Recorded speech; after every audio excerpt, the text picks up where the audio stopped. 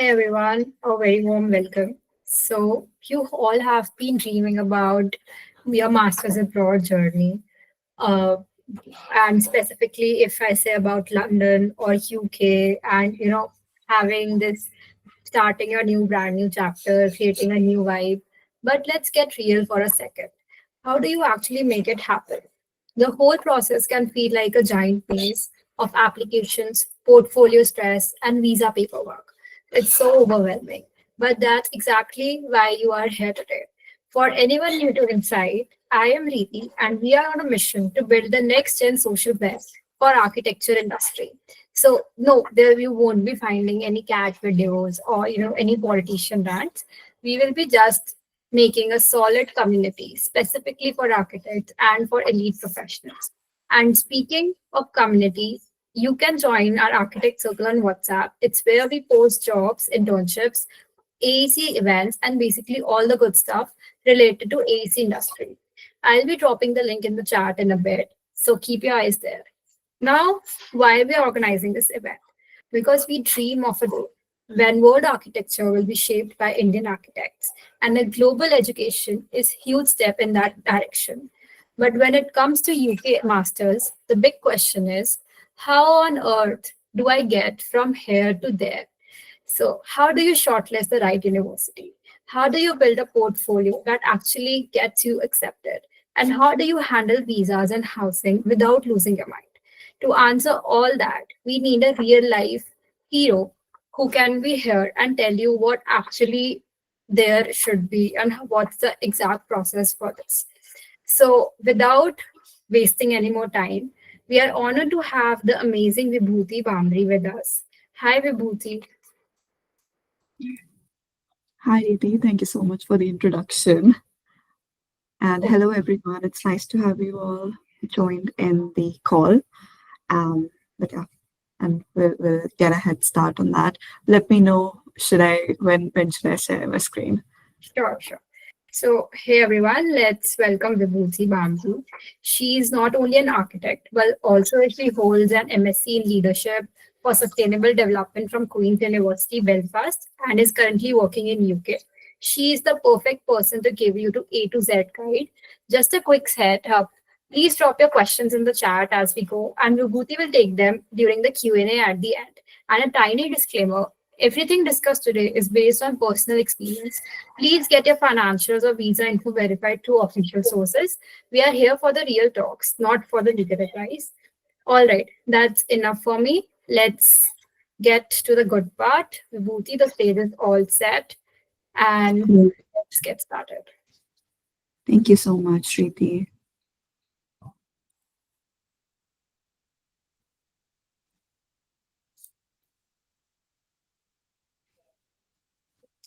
So, I'm just gonna hide it. So, Riti, if you can just confirm if you can see my screen. Yes, it's visible. Perfect. So, hello, everyone. Thank you for joining in. So I'm just here to give you some insights and some experiences that I have had, and maybe just help you a little bit about getting a head start for your master's journey. So I'm just going to tell you a little bit about myself.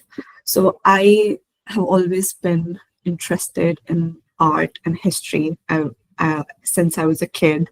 Nobody in my family was into stuff like that. It was boring for them, but I think I enjoyed learning about new places, learning about history and art and stuff like that. So hence chose architecture. Later on, I realized maybe it is too overwhelming. Architecture is a bit too overwhelming because I think the way we are taught architecture is a bit more broader because we study literally all aspects of construction.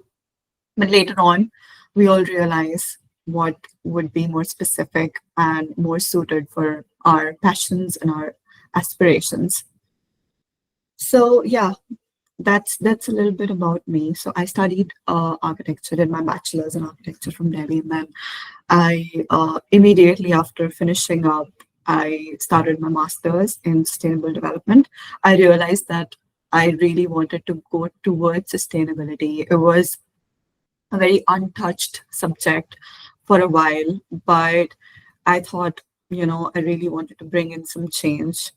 Um, and after studying about the biodiversity and biophilic designs and stuff like that, it sort of got me going more, made me more passionate about environment, and just not just in terms of building and construction, also trying to incorporate some individual level initiatives. So yeah, that's about me. Let's just jump to the good part now. So specifically for this session, since as Riti already mentioned, it's specific for architecture students and people, some of you who are working as architects, maybe in their early careers. And if you are a construction professional, regardless, even without an architecture degree, you can still join in and learn about how to apply for masters. And then, of course, because I work in the sustainability sector, if anybody is interested in that, it is going to be helpful for them as well. What will be the outcome from this session? So first, we will, in a systematic way, understand what are the potential options for architecture or construction where we can pursue masters, or what are your personal goals, and if you want to pursue any specializations, what would be the process, what would be the overall cost. So I'm just going to touch base on the cost because that can differ from different areas, different regions, and especially considering the current geopolitical scenarios, it's quite different. Then about a little bit about the course, what's the duration, what's the methodology, teaching methodology, and what are the post-study opportunities. And then, of course, touching base about your long-term goals. And just to add on to it, I will add on some personal tips, what I went through and how I would have handled some things better if I'd known prior to experiencing them. Before I go on the next slide, Riti, can you please just add on a quick poll about what factors would influence your choice of destination the most?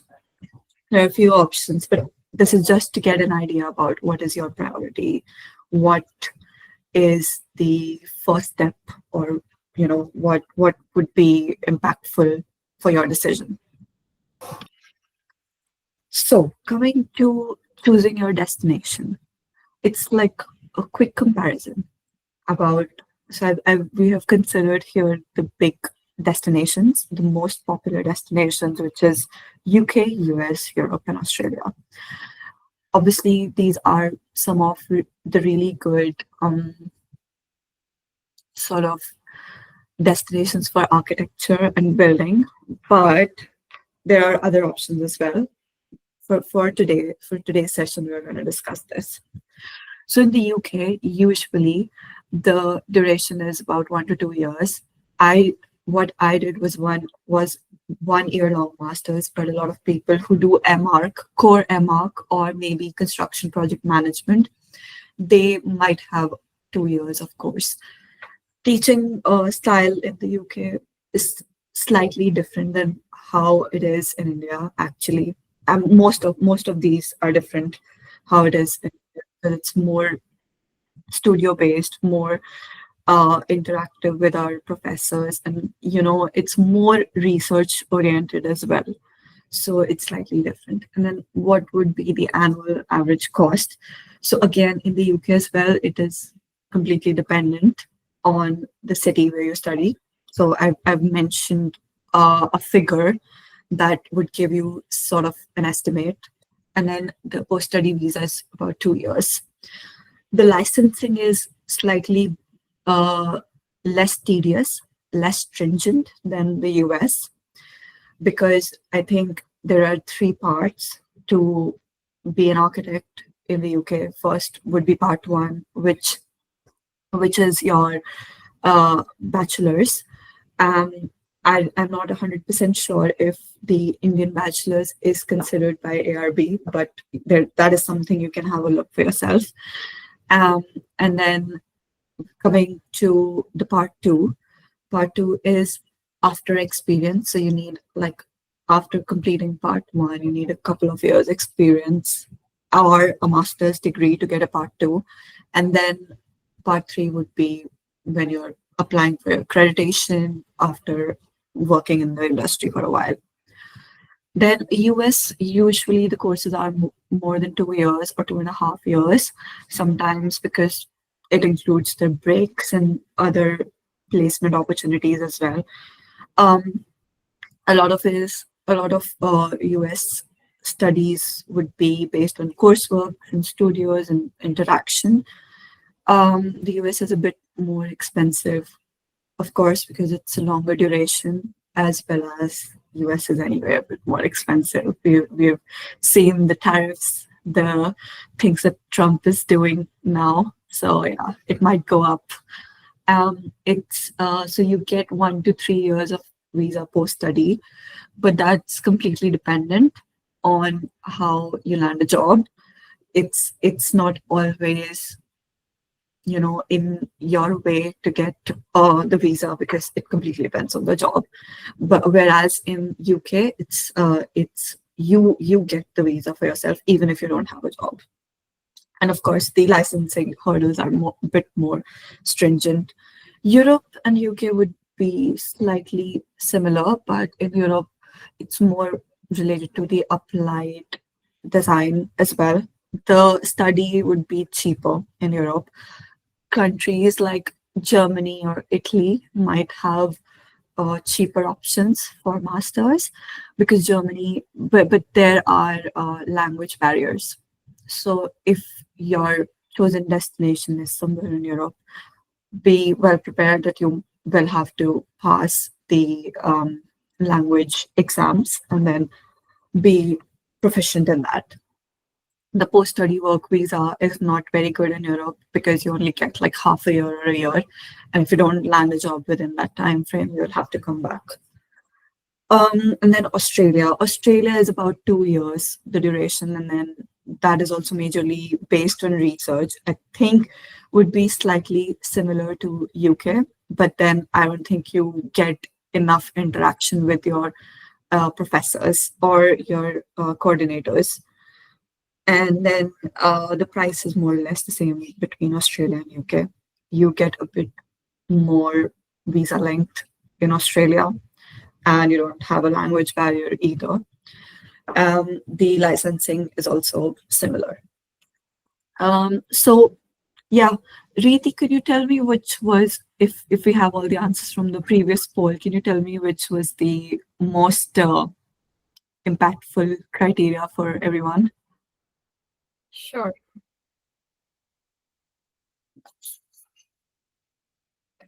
So the question was, if you had to save money in one area as a student, where would you cut first? So there was a 50-50 between accommodation and travel or entertainment.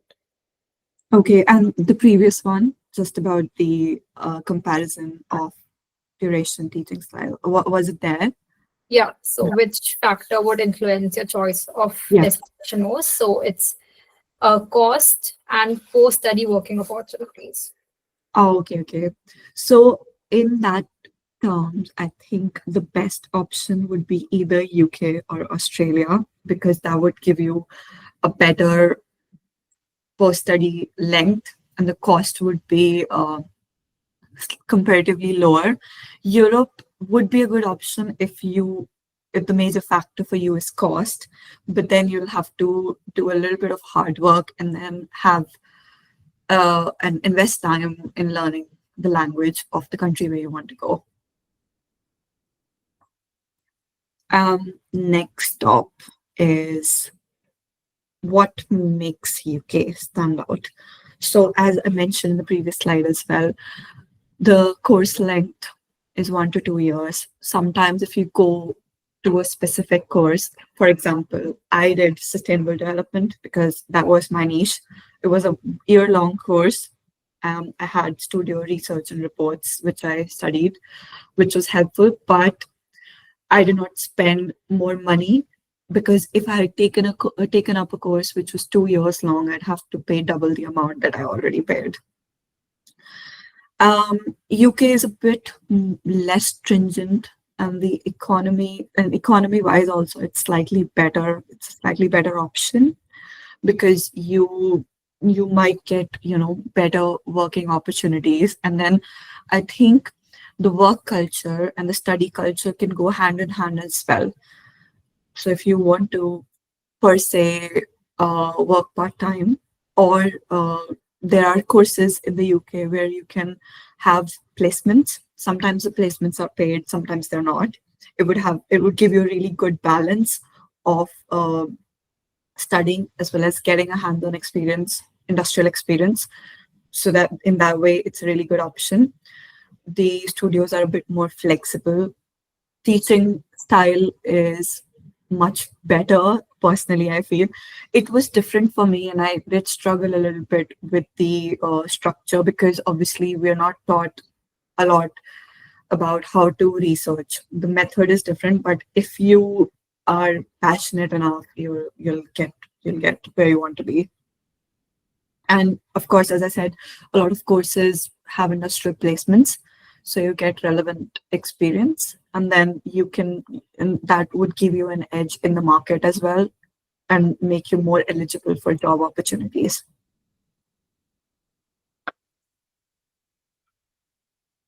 And then, of course, in UK, I think especially the community is not vast in terms of construction.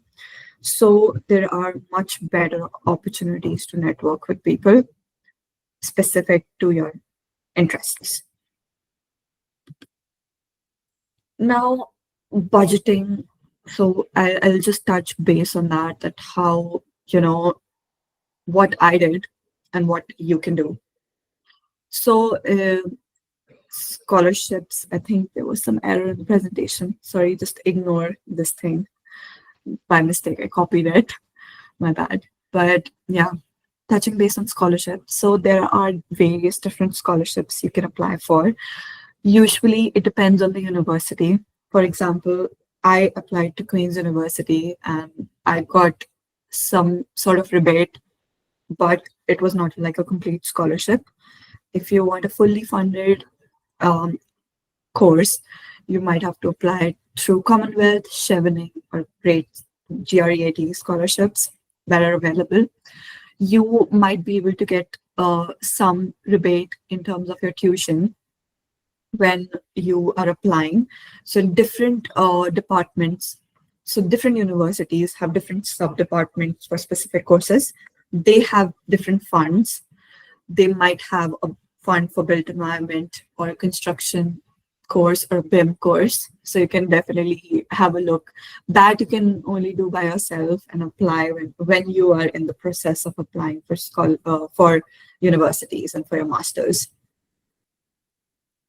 And then, of course, you can save up money, try to,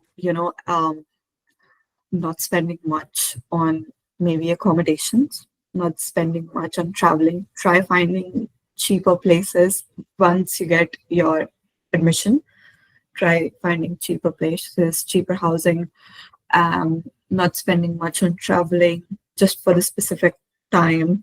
If you're coming from that sort of a background where you want to save up more money, of course you'll have part-time opportunities, and it depends what sort of part-time you want to go ahead with. You can definitely have some option related to the field. I know a lot of my friends who did work as a technician, CAD draftsman, stuff like that for a few hours in the week. And then they got relevant industrial experience as well as gotten paid for it. Otherwise, you can find some opportunities within the university. There are student ambassadors, there are student unions, which, need people, and they offer some decent hours as well to work, and then you can make money off that as well. budget and tech tips, I already touched base on that you could have like shared housing or cheaper housings or use student discounts. There are different apps you'll get to know while applying. There are different apps which would give you some sort of student discounts as well. And then, of course, if you are a person who is, who is a bit more conservative in terms of expenses and money, you will be able to, save up more. Yeah. So, of course, I've already mentioned a little bit about what would be the annual costs. But if you are applying for a school in London, just be aware that fees in London is slightly more than any other city. Rents are much, much higher. Um, if you have your university in, say, in somewhere central London, or if I give you an example of Delhi, so if your university in CP and you're living somewhere around CP, you will find it very expensive to live there. And then you'll have to live somewhere in Gurgaon or Ghaziabad. So that would not make much sense because you'll have to commute a lot. So similarly, if your university is somewhere in central London or even in any, major or popular area, it is a very there is a strong chance that the rents there would be higher. But you can try getting student accommodations or university accommodations, which would have slightly lesser rents. And then, of course, living in London is a bit expensive regardless, considering the commute and the shopping. You'll do a little bit of shopping of groceries and stuff like that. So it would cost a bit higher. So these are all prices on the higher end. You can find it cheaper, but I'm just giving you an idea about it. And then this would be like an annual cost. If you decide to go towards Manchester, Sheffield, or Scotland, you might find cheaper options. I studied in Belfast. Belfast is slightly cheaper because it's a Northern Ireland. It's a separate island from the Great Britain. So there the prices are slightly cheaper and the rents are slightly cheaper as well. Then coming to what would be the top schools and what are they famous for in terms of specializations. So I'm just going to touch base on that. That, of course, UCL, Bartlett School, is one of the famous schools and is famous for urban planning, urban design, digital architecture, if you want to go towards that side. If you are interested in arts related courses, it's a good option in that way as well. You will find good opportunities after completing a course. If you're interested in landscape architecture as well, UCL is one of the best options. It's quite hard to get a seat in this university. It's very competitive and it's very expensive as well. But you might be able to get some scholarships. So you'll have to just do a bit of research. And then University of Cambridge is also one of the top schools. It is also famous for history-led courses. If you're interested in art and history after architecture or any research-led courses, so you can definitely go ahead with that. University of Edinburgh, similarly, it's very famous heritage and conservation courses, some digital courses as well. So you can have a look. Just to add on to it, if you are somebody who is actually really interested in research, there is another route. So it's not necessary that you have to pursue masters. You can directly go for PhDs as well. PhDs can be fully funded or you'll have to pay for it.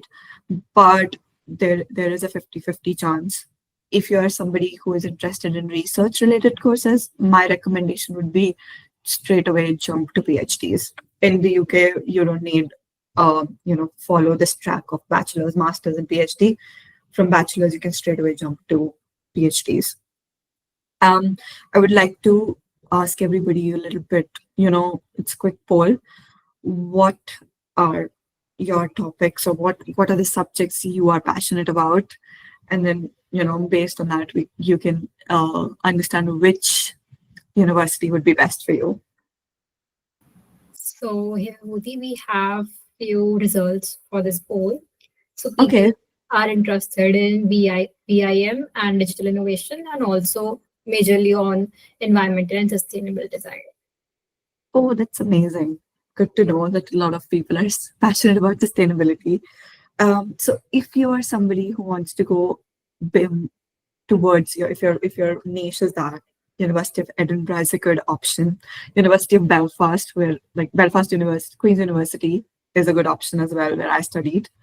Um, if you're somebody who is into sustainability, Cambridge is a good option, but again, it's very competitive. So be aware that you'll have to have a really strong portfolio about it if you're applying to Cambridge. Of course, Bath is also a really good option. Very competitive again, but it's one of the top schools.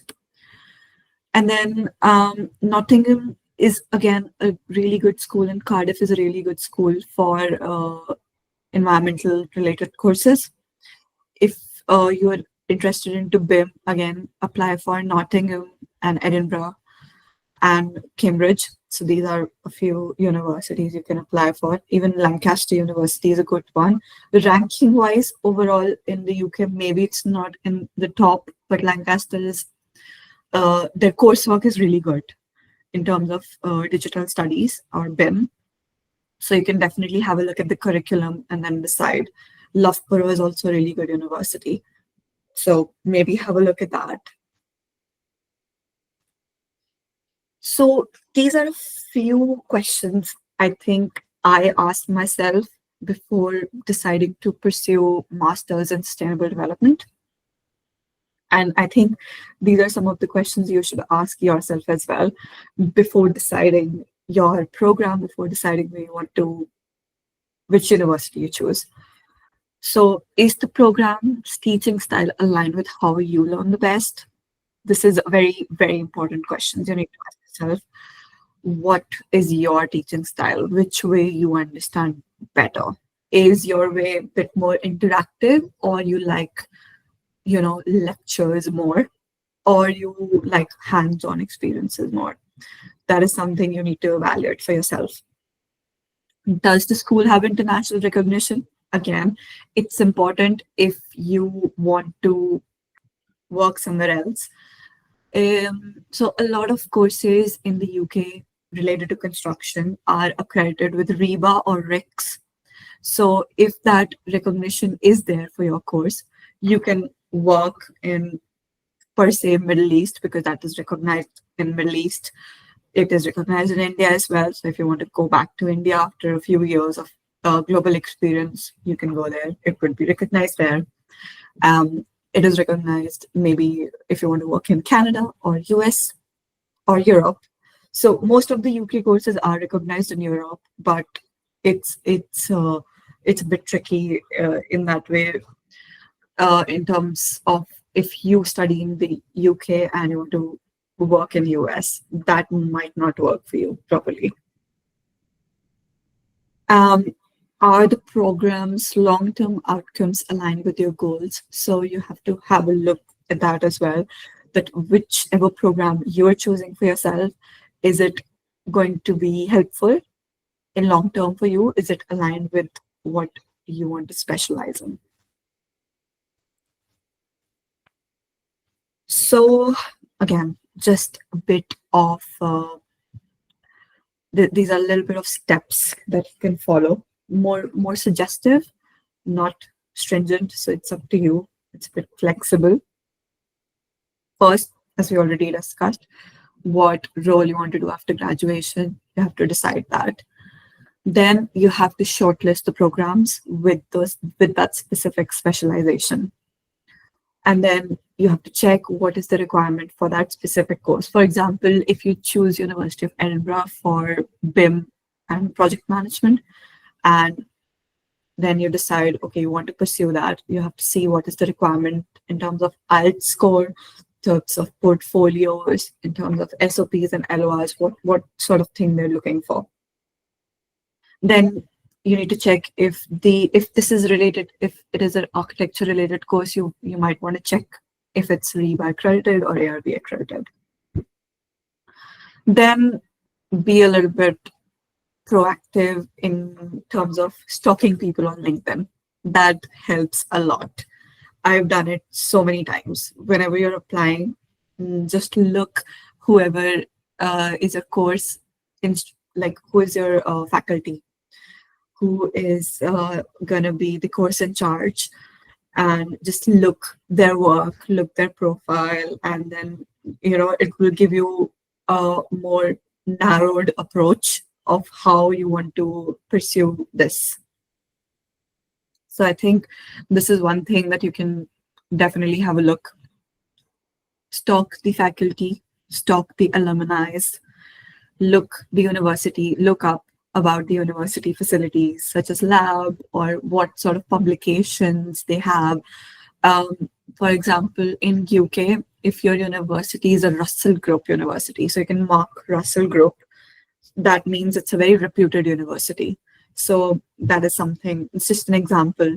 You can have a look what sort of publications they have, what facilities they have, what kind of library they have, what is the teaching methodology, what is the working culture, stuff like that. It would really help you.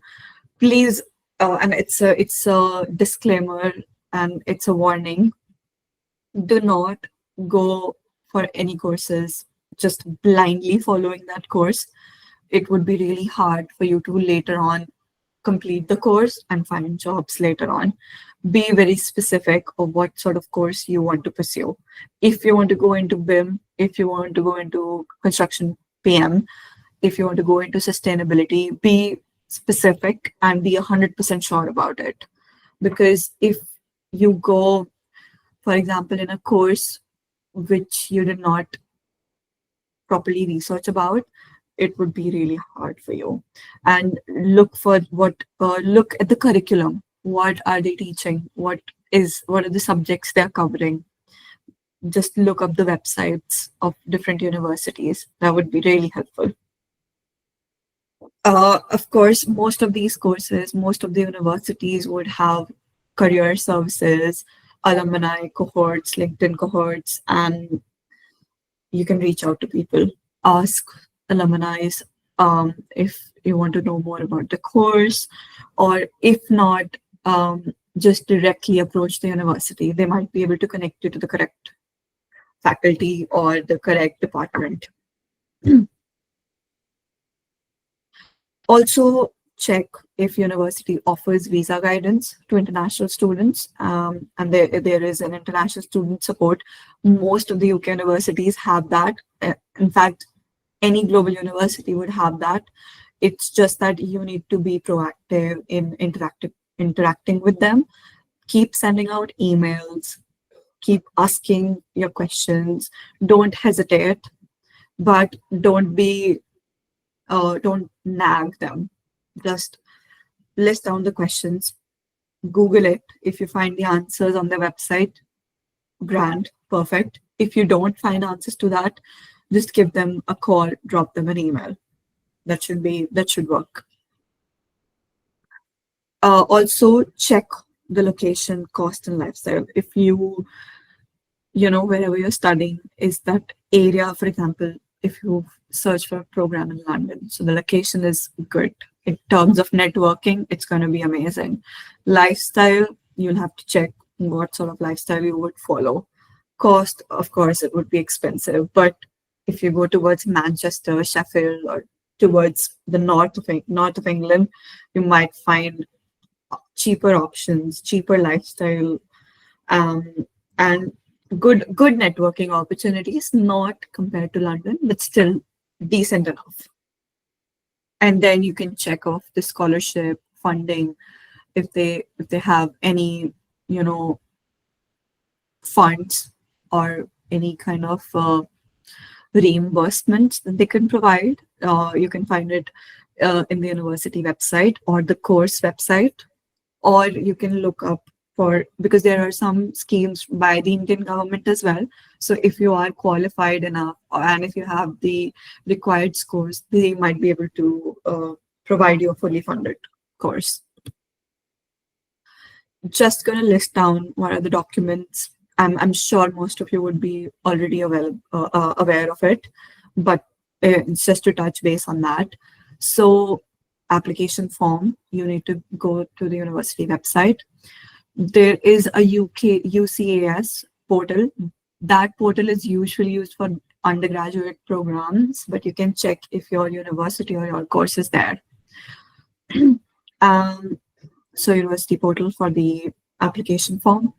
You need to have your academic transcript from your Indian university, your degree certificate, your IELTS certificate, statement of purpose or a personal statement, your CV or resume, letters of recommendation. Try to have multiple of those. Get it from your employers, get it from your professors or your, dissertation in charge, whoever it was, whoever knows you the best. And, if you have a really good understanding with your professors or your employers, it would be really helpful to get good LORs. Not all courses would require portfolios. A lot of art-related courses require portfolios. And if you are interested in pursuing M.Arch, that would require portfolios, but not all courses require a portfolio.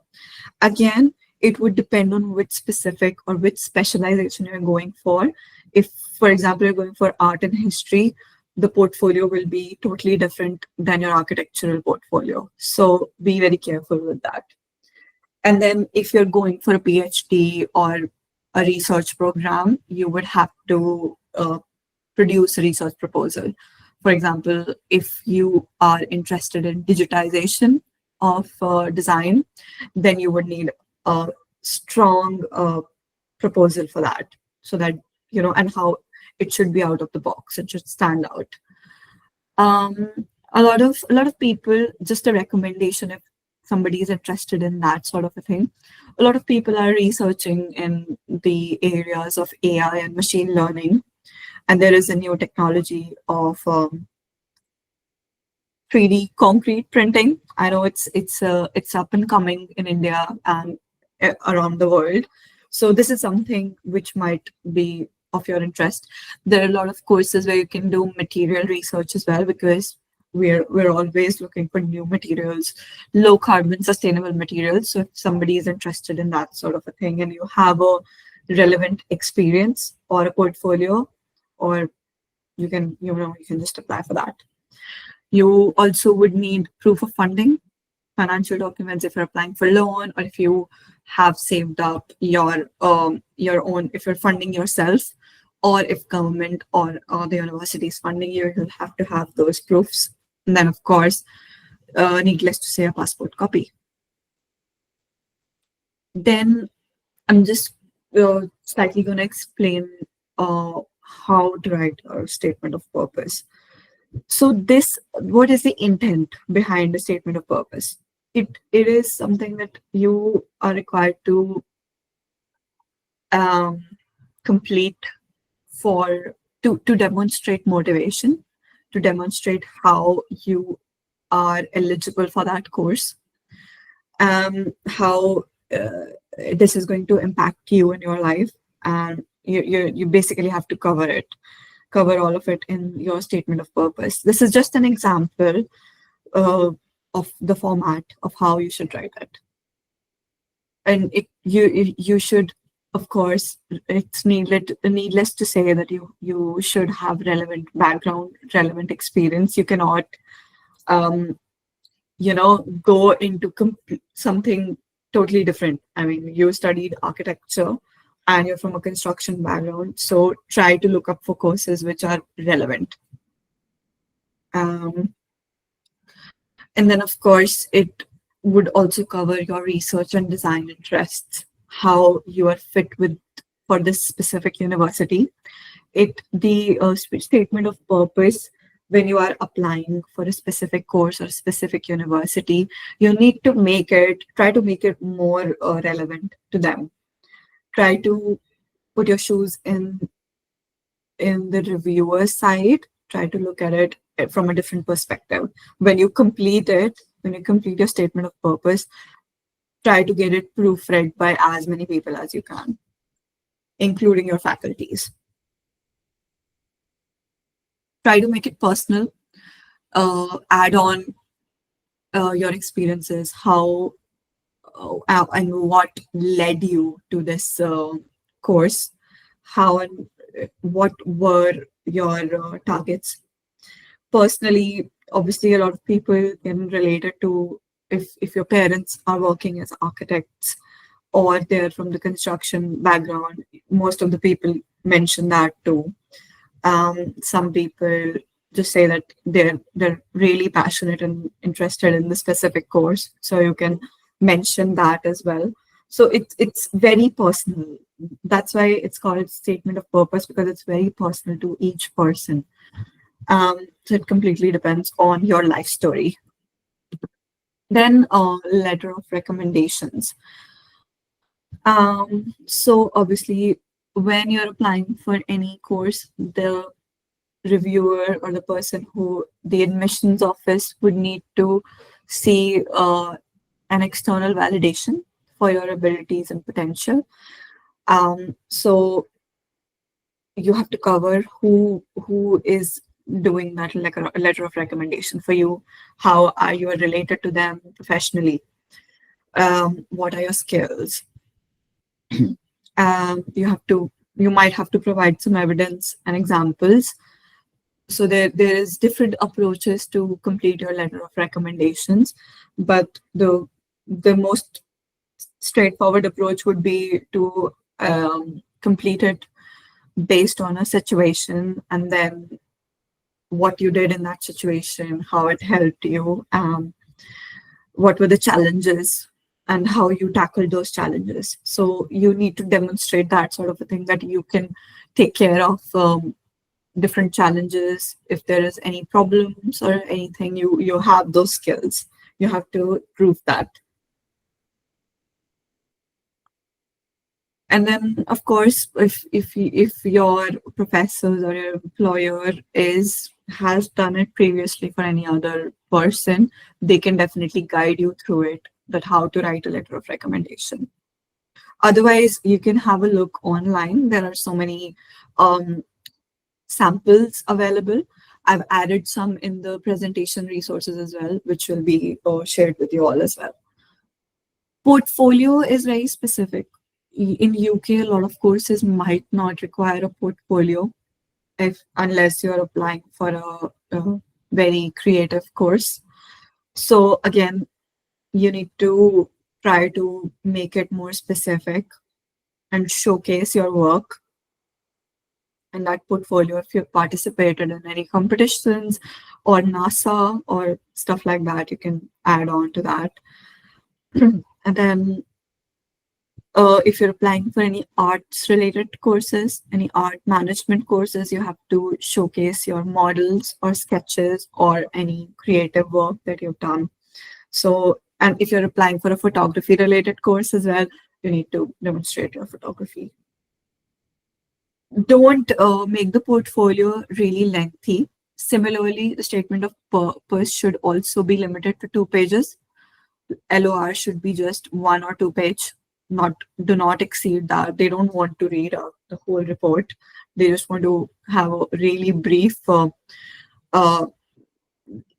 to be really brief. Try to explain it in less words at how your life and your experiences and skills make you relevant for that course.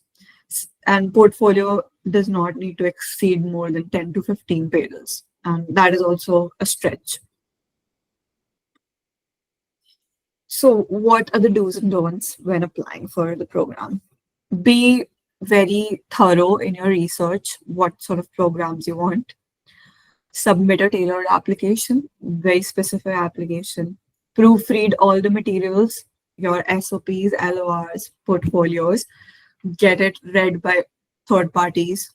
And by third party, I don't mean pay somebody to read it, but you can ask your seniors or people who are already studying abroad to review it for you, your professors to review it for you, and your employers. Follow application instructions, whatever is mentioned in the university website, follow it properly. And then if you are going for a research-based course, just apply for a research proposal. Don't miss out deadlines, uh, and don't submit generic applications. Be very unique and do not ignore guidelines. And try never submit any fabricated evidence for anything. Then this is just a brief of how long it takes to apply. For example, if I'm applying for a 2026 intake September, I need to start applying in March. So I need to start thinking about it in February or January. Start streamlining it. It's just an example. If you're applying for September, start thinking about it this year, December or November. The earlier you are able to research about it, the higher it makes, like the more chance you have to get admitted. Also, I think I forgot to mention in in the previous slides, um, if you're applying to UK, there will not be any application charge. Most of the applications for university do not charge you anything, whereas in US, Europe, or Australia, when you are applying for any courses, even in Canada, they have some application fees. In UK, that is not there. So research for the programs, it will take about a couple of months for you to do research, study, and understand what sort of program you want. Then if you're going for IELTS or TOEFL or GRE, you have to prepare at least a couple of weeks or at least a month for that. So be prepared. If you're not very proficient in English, maybe take a margin of more time. Portfolio will take about 3 months to 4 months. It can be more as well. So if you don't already have a portfolio prepared. Shortlisting of courses, another month. Application submission, another couple of months. And then the scholarship applications, you need to start looking for scholarships before, because a lot of scholarship release. So if the intake is in September, a lot of scholarship would release in April or March sometime. So you have to start looking like really early. And then start reaching out to supervisors, start reaching out to alumni and seniors. So that would take about a couple of months as well. So all of these things, some of these things would be going on parallelly. So just be mindful of that. So life as a student, of course, we already discussed, and this is just an indicative chart, how each city is expensive, what are the expensive and stuff like that. Try to track your expenses, try to cook at home, not eat outside a lot if you want to save money. Always use student discount. Cities, so it's really nice knowing different cultures, different cities, different backgrounds. So it would be really nice to connect with people from different races as well. How to cope up with culture shocks. Obviously, I experienced it, a lot of people experience it. So you need to find communities, try finding international student groups or the universities. If you're a bit introvert, you need to come out of that shell and be non-hesitant. Try talking to people. That's the only thing that would keep you going. Embrace local culture, keep connections. It will help you network. Also, being an introvert does not help with networking. So be very careful with that and try to socialize with people, because that's a very important thing when you come out of your comfort zone. Studio culture, obviously we have already discussed about the studio culture and stuff, but I'm just gonna go through it in really briefly. Just keep a track of your progress. Try to do not hesitate to ask any questions to your supervisors. They're very helpful. Just you all you need to do is just ask for it. Try building your network. I've tried explaining it with a cartoon, so it is specific to what you would need. Attend lectures, attend different guest talks, try to attend workshops, webinars, seminars. That would be really helpful, just like this one, but be more specific to your course. And then mental health is a big challenge when you come out. So what kept me going was keeping myself busy and obviously not overwhelming myself. It is overwhelming, I'm not gonna lie, but it's better. It's a good opportunity for you to be independent as well. So try staying active. There are various university therapy sessions as well, or advisory sessions, which you can ask for.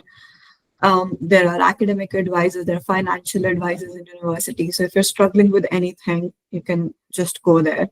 There are peer groups in, so if you're going to any specific city, there are peer groups that the university can contact, like uh, get you connected with. So you can definitely have a look on that. Common pitfalls were already touched base. Mental health is one of them. Financial planning and timing, misalignment with goals. So starting with the top one, which is applications, try to be very specific with your applications. Okay. And then do not underestimate living and tuition cost. Always take it on the higher side. um, Keep looking, keep actively seeking scholarships and part-time opportunities. Do not rush your application. Start well in time. And what else? Do not try to show any flashy visuals on our portfolios, and because it needs to be relevant to the course you're applying. Don't be very try to be very high-fi with that. And then again, I'm mentioning it again, do not apply for courses you do not have enough information about. So yeah, this is my personal advice from my personal experiences. Be 100% sure about the country you want to study, your specialization, your course. Job markets can be tricky later on. Don't panic. Be consistent. Be consistent in applying for jobs. Be consistent in applying for universities. And of course, rejections is a part and parcel of life. So don't never take it personally, and do not hesitate to ask for help. Stay strong. Keep your friends and family close. These are some of the resources which Reeti will be sharing with you later on. And yes, if you have any questions, I'm happy to take it up now. I'm just gonna stop sharing my screen. Thank you so much, everyone. That was a great and informative sessions. I hope majority of the students are willing to ask you the questions live. So if you guys have any questions, the floors are open. You can drop them in your chat box and you can fill the feedback form as well. They will be providing you this resource slide and there is resource video as well where you can connect with speaker by LinkedIn link mentioned in chat box as well. In the meantime, you guys are dropping your questions. We already have previously taken the questions from you at the time of registrations. So let's answer one by them quickly. So Reeti, can you share those questions? And like, I'm just trying to look. I think I lost my copy of it. sure. So yeah. If you have that, if you can just share your screen, I think I can take it up.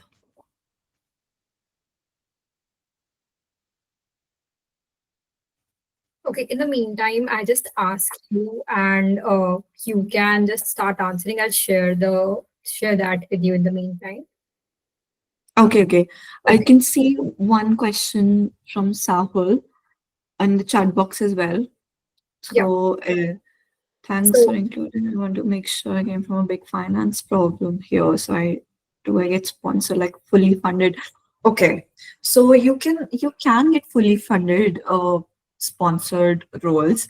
It's just that you would have to look it up. There are many opportunities like chevening. There are some courses in the university, so it's more about looking up the right course, and I'm sure you'll be able to find. So it's not like you cannot get a fully funded course. You can definitely find it, but you just need to do a little bit of hard work and look for it.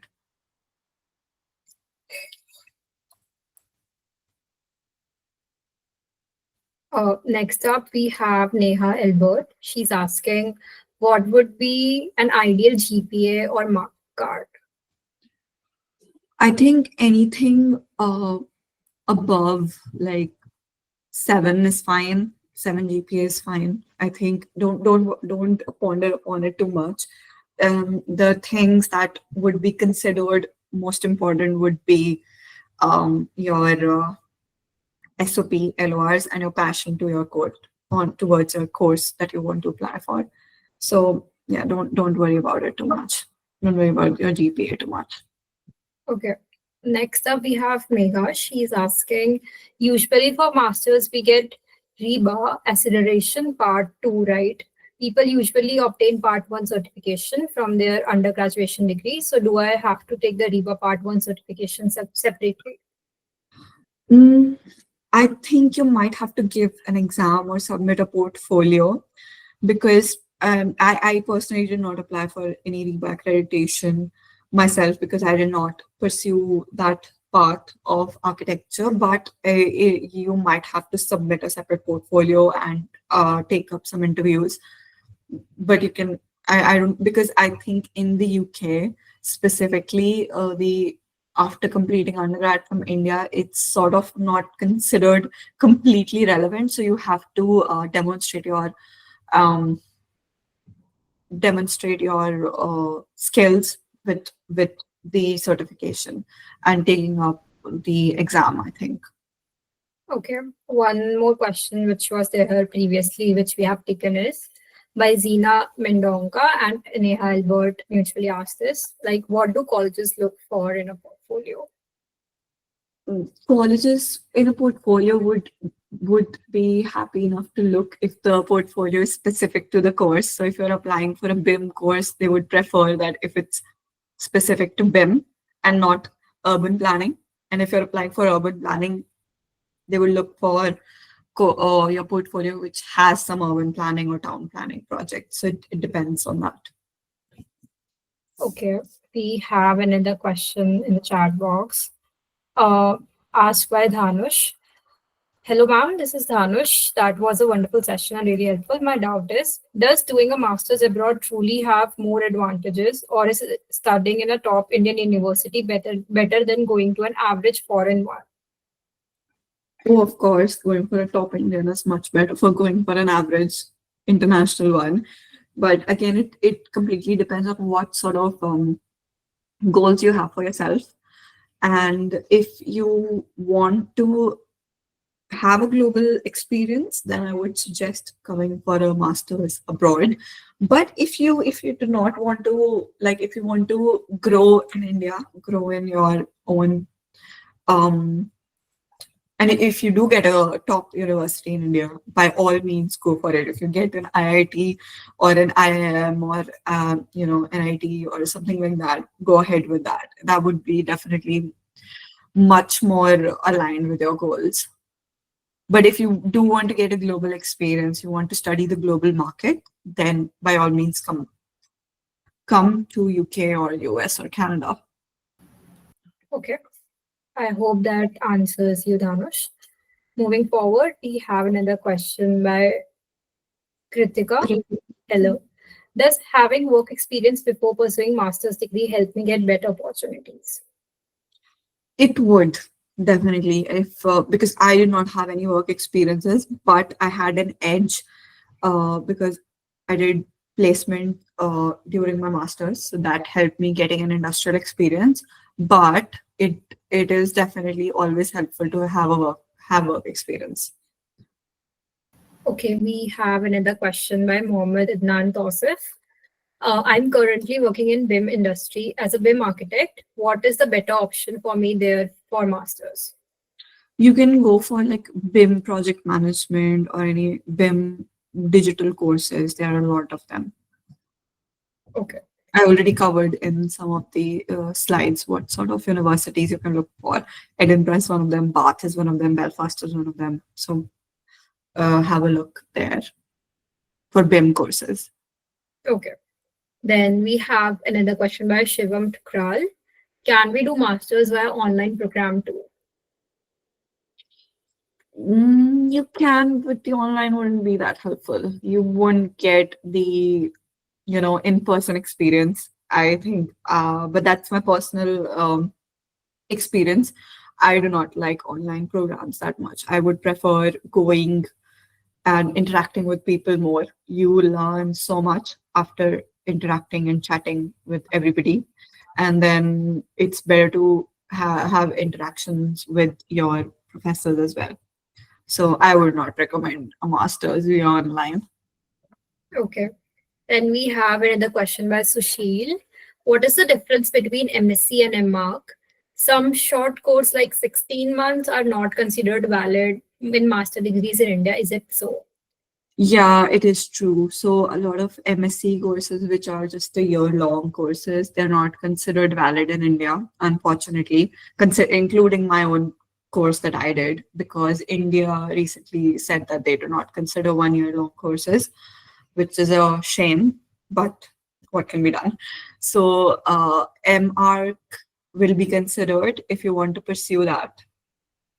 So MSc is a bit shorter course, but it would give you good experience and it would add on to your portfolio or your CV as well. Okay, great. Then we have another question by Vedika. How to make your LOR stand out? So I already covered it. Just try to add, because LOR is something that a third person is verifying for you. So you need to have it like very specific to the course. You have to literally sell yourself to the universities that, okay, I am eligible, I stand out, and this is something, um, I can do. So yeah. Okay. Then we have another question. Even though GRE is not required, will it add any value if you take it up? No, don't waste your money and your time studying for it. If it's not required, don't go for it. Okay. Okay, then we have one last question. Is it better to take up IELTS before or after your application is selected? Before, you cannot apply before without IELTS score. So definitely you need to have an IELTS score. Great. So if you guys have any other question, feel free to drop in chat box. We will be here for like Vibhuti will be here for like next 5 minutes.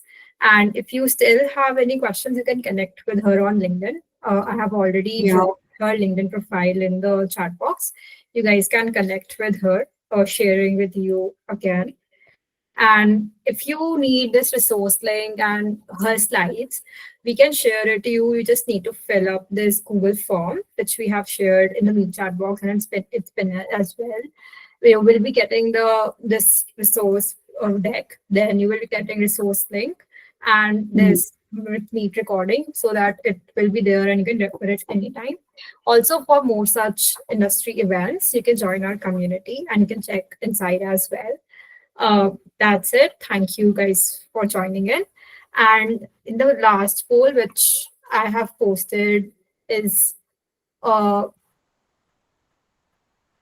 what kind of session would you want us next to be want Insyd to host? So you guys are talking about business and practice talks and for career talks. So if you want to join more such sessions, join the Insyd community. You guys will be pinned and we can have a discussion over there. Also, we will be adding Vibhuti in our community. You can have a one-on-one conversation there as well. Just don't spam her DM. Have a question in our Q&A group so that everything is posted there. Your question might be the same question of someone else as well. All Yeah, right. don't worry about it. I mean, I would prefer if you want to go ahead, just have a list of questions and just drop me via LinkedIn or email, and then we can definitely connect. Great. Okay. I feel that's it from our side since no more questions are we have. Thank you everyone for joining in. It's been pleasure hosting you. And thank you, Vibhuti, for such a wonderful session and an informative resource which you have provided. So if you want to be the first to get the registration link of our upcoming events, feel free to join our WhatsApp community. All right, everyone, that is officially a wrap. Keep this amazing energy and all your great questions going in the community. Until next time, thank you, everyone. Preeti this side from Insyd. Thank you and enjoy your weekend. Thank you, everyone, for Thank joining. you. Bye bye. Bye-bye. Take care.